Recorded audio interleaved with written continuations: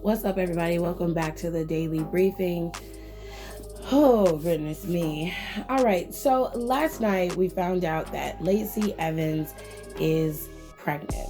First of all, real talk, not even trying to be funny, outside of kayfabe, congratulations to you, Lacey. Whatever you have, I'm sure everybody in the family will be very happy. So congratulations to your family and more specifically to you on your pregnancy. Here's where I'm having an issue with this. So last night while we were watching Raw, the way that Lacey came out, it was very big and bold. It was like, yeah, I'm gonna wrestle Sunday and I'm gonna be the next Raw Women's Champion. And I was just like, okay, bitch, like, fantasies are real. They say manifesting works. They say the law of attraction is the deal now. That's the new fad. The law of attraction is the new fad, right? So I was like, girl, manifest your life. Pray on it. Talk to the Lord. See what he give you. I don't think he was gonna give you that title, but you live your best life. Then as the night goes on and the match progresses, I noticed that Lacey was not in that match. And you would think that even when Peyton got the drop on Asuka, she would have tagged Lacey in. Lacey would have been taunting and, going at Charlotte's neck, which would have been normal fanfare, okay? But she never tagged in that match. As a matter of fact, she made a point to keep herself off of the apron. Whenever Peyton came close by there, she would move. Even when Charlotte would go over there out of, just normal kayfabe, her reaction is to move because she knows Charlotte is violently angry with her. So she's like, keeping her distance, because the last time she was in the ring with Charlotte tagged that ass. So she was like, oh, no, ma'am. She gonna have to take the ass whooping this time. I got my ass whooped last week. It's Peyton's turn, okay? Little Miss Mamas, purple hair Miss Mamas. It's time for you to get your ass whooped. I'm not gonna take a double ass whooping. No, ma'am, Pam. So, she never got in that match, which was odd to me. And I'm sitting here and I'm watching and I'm like, what is going on?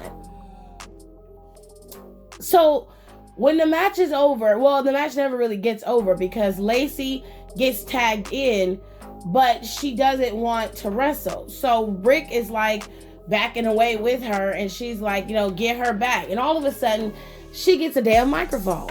And she's on the microphone and she says, Charlotte, calm down. Now, I need to tell you something. I'm pregnant. And I'm like, girl, so... Congratulations, why you got your ass out there? Like, my thing is this. If you're pregnant, that announcement should have been made in the back, in a vignette segment. You could have gave that match, that spot, to someone else. I.e., Mandy and Dana are back there. Okay? You could have moved Nia and Shayna. You could have took that match from Lana and Shayna Baszler.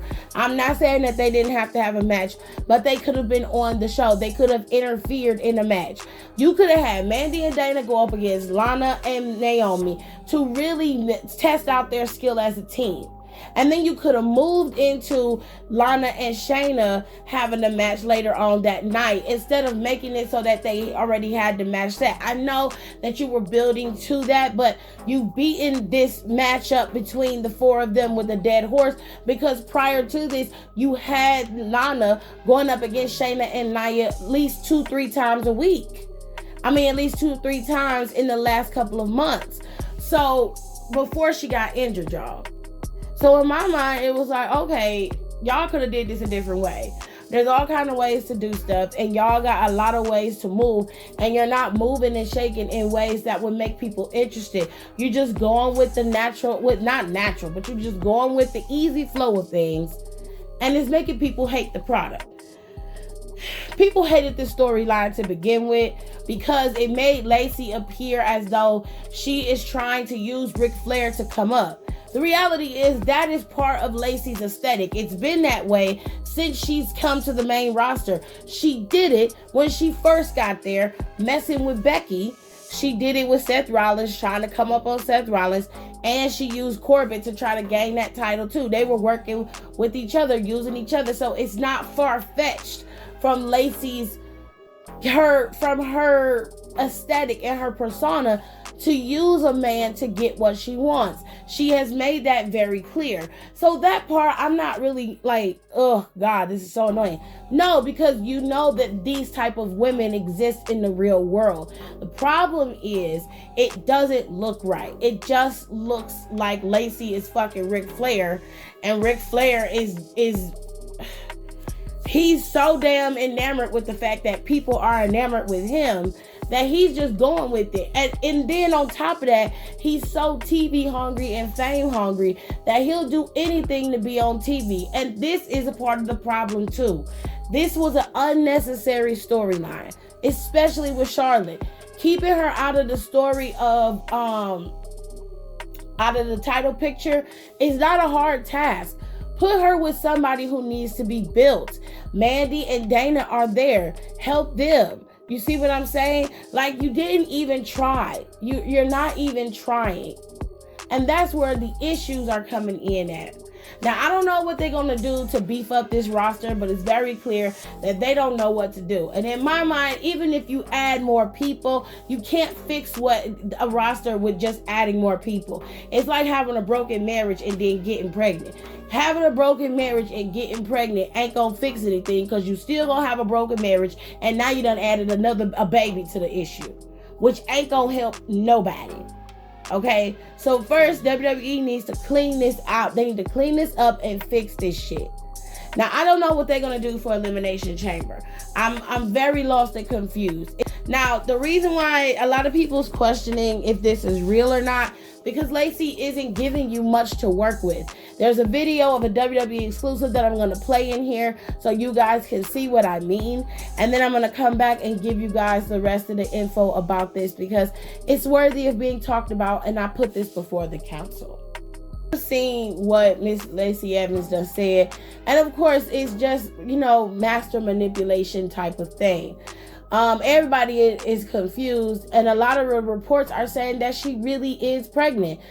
She did go and inform WWE officials that she was pregnant, and she made sure that they were aware that she was pregnant when she came to the work. I think it was yesterday morning, and apparently she truly is pregnant.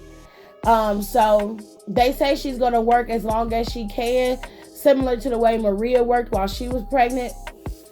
And then she's going to go home and have her baby and be off TV for a little while. My thing is this. The storyline wasn't beloved to begin with. And I know that a lot of times fans can be very harsh when it comes to storylines and how they roll. Okay? But the reality of the situation is, I didn't have a problem with the storyline. I enjoyed Charlotte's intensity with her father and with Lacey Evans. I thought that it really, I loved the way Charlotte was portrayed in this storyline, because Charlotte was fed up and she was over it. And I was like, that girl is over all this shit, and she gonna blow up and whoop her daddy ass. And I was like, I'll be here for that shit. You know what I'm saying? I did not have a problem with the storyline, but from my consensus of most of the council that follows me, and most of y'all who follow me here, y'all were not feeling this storyline, as were many fans on Twitter were like, this storyline is atrocious. And I'm like, it's not that bad. We've seen worse, honestly. You should have did a gauntlet match, or possibly hear me out. I would let them compete twice, because Charlotte's done it. Many of the other superstars have done it. It's not hard to do. I would have one of three people do it.